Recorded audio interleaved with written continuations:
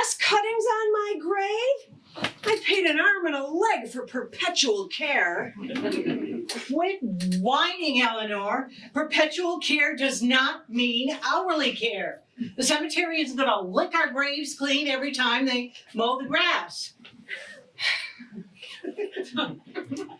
What will people think when they see my messy grave? I'm pretty sure they aren't going to blame you. It's a reflection on me when my grave is a mess. Who knew people could have OCD after they die? Maybe your family should hire a full-time gardener to keep your grave pristine. You would think my daughter could come and brush off the grass from my grave. At least your daughter visits your grave. My son, the doctor, never comes. Brag, brag, brag. You told me 100 times he's a doctor, Marjorie. I must be in hell having to hear you brag about him being a doctor for eternity. Your son's a lawyer. Maybe he should sue the cemetery for skipping on your perpetual care. Sure thing, Marjorie. I'll just call his office and... Oh, wait. I can't communicate with him because I'm dead. Why are you so upset that your son, the doctor, doesn't visit you? I thought you were mad at him. Why shouldn't I be mad? He misdiagnosed me, and maybe he did it on purpose. Don't be paranoid, Marjorie. He didn't kill you for your money. You had a one-bedroom, one-bathroom apartment at Century Village. Quit defending him. He may have purposely screwed up my diagnosis so he wouldn't have to pay my long-term care expenses. And his shrew of a wife probably talked him into misdiagnosing me. Well, maybe I'll call my son's office and have him sue your son for malpractice. Oh, wait, I can't communicate with him because I'm dead. Do you have to keep reminding me? My memory isn't very good these days, but I seem to remember your son, the doctor, visiting you last month. And he brought plastic flowers from the dollar store. Every item at the dollar store costs $1.25 now.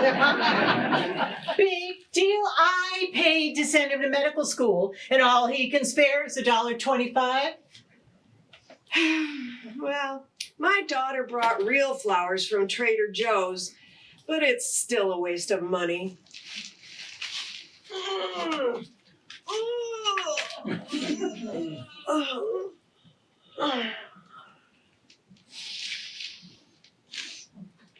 Hey, look at Eileen's grave. Her stone hasn't been washed in ages. And it looks like Wednesday from the Addams Family brought her a dead plant. I guess I won't get to see next season's episodes. I miss being able to stream programs. I'm old school. I liked taking DVDs out of the library.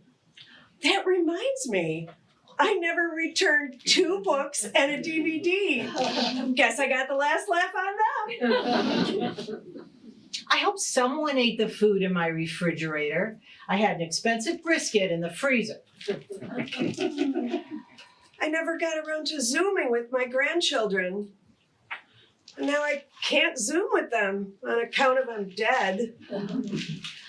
I have a feeling the cell reception is bad here anyway. Is it me or is it warm here? It's you, Marjorie. You're having another hot flash. Perfect. It's not bad enough we have hot flashes for decades. We still get them after we die? Well, it's better than being down there where we'd have constant hot flashes. Don't even joke about that, Eleanor. I'm hoping you're right. We'll be called upstairs any day now. From your lips to God's ears. This is just a waiting room. You'll call our number soon. Oh, what are those rots on top of our grave?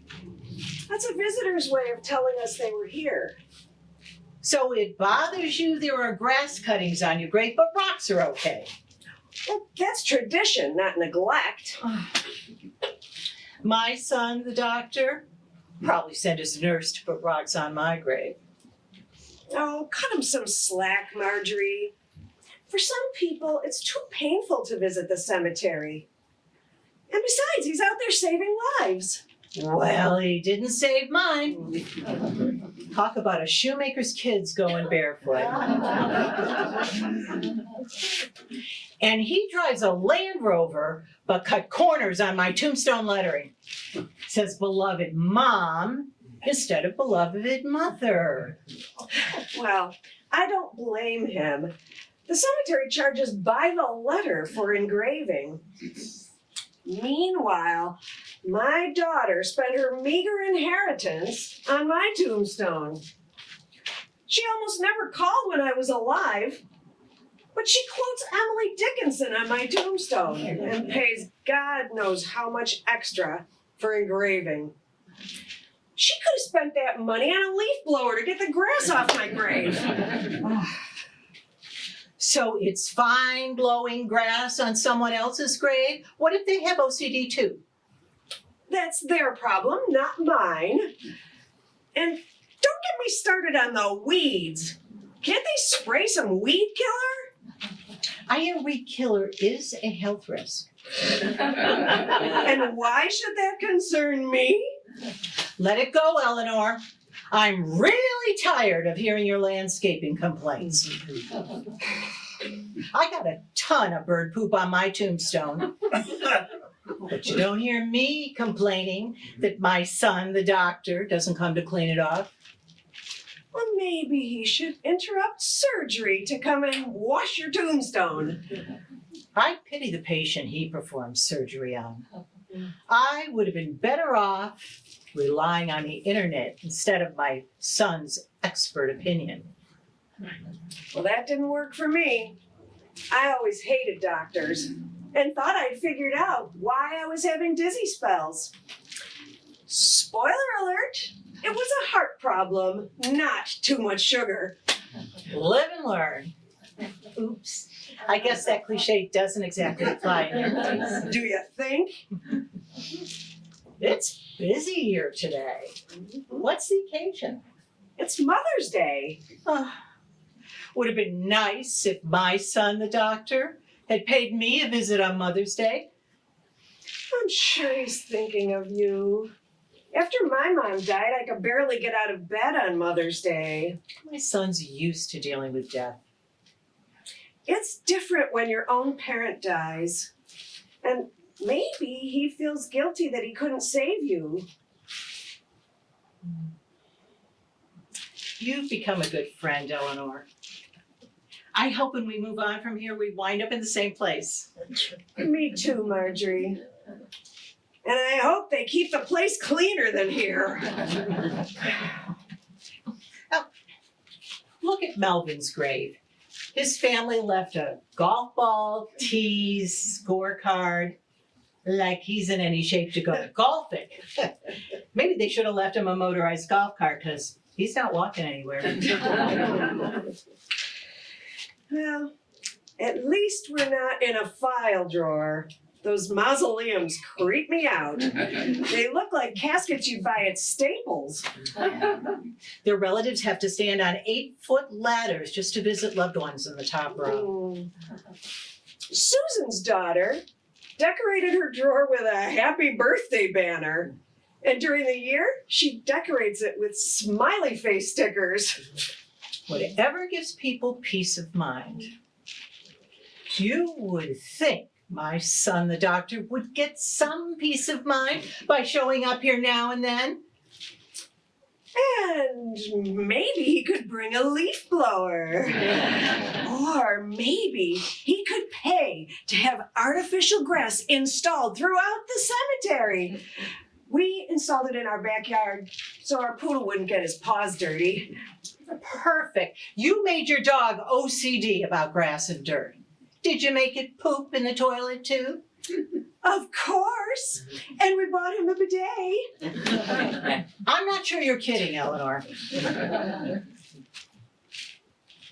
What do you know about the newbie and the new plot over there? Not a clue.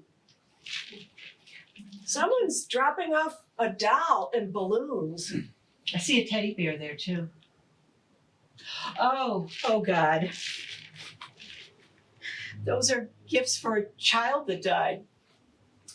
No parent should outlive their child. That poor thing never had a chance to enjoy her life. Those parents must be devastated. I can't imagine how horrible it would be to lose one of my grandchildren.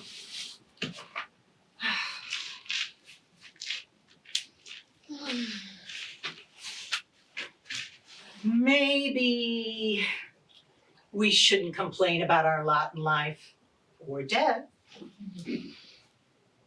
We live to be a ripe old age. We live to see our children grow to successful adults. Your son became a lawyer. My son became a doctor, even though he wasn't very good at his job. I got to see my grandchildren marry and graduate college. Oh, my youngest grandchild's going to medical school. She wants to follow in her father's footsteps. I know she'll be a better doctor than he is. She certainly couldn't be any worse. I wish I hadn't made so many lawyer jokes about my son and been so critical of my daughter. She was always the free spirit. She traveled the globe with a backpack and a camera. I always criticized her, but I admired her courage. She always brought me souvenirs from every trip she took. And I complained about having to dust them. I wish I had told her how much I loved her. Oh, I'm sure they knew how much we loved them. From now on, Marjorie, let's count our blessings and hope we get shipped off someplace better before too long. I guess it's too late for me to see a therapist. But you have my word, Marjorie. From now on, you won't hear another word from me about keeping my grave pristine. Oh, great! More grass cuttings on my grave. Give it a rest, Eleanor.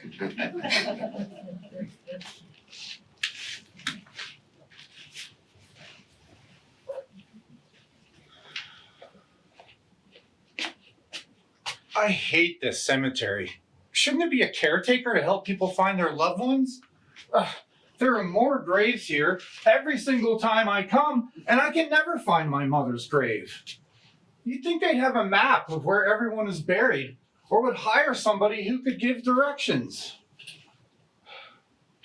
Or maybe they could have an app to guide you to the right grave.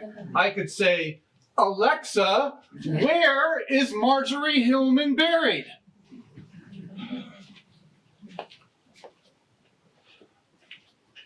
I hope you and Dad are together, and he's taking you somewhere nice for dinner for Mother's Day. And I wish I could have bought you more time here on Earth. I called colleagues of mine at the Mayo Clinic and Johns Hopkins, but there was no cure. I'm sorry, Mom. I did my best. I give up. I'm never going to find your grave, and I've got to get back to the hospital. Angela and the kids and I, we miss you very much. And I cry every time I drive by your old home. Happy Mother's Day, Mom, wherever you are.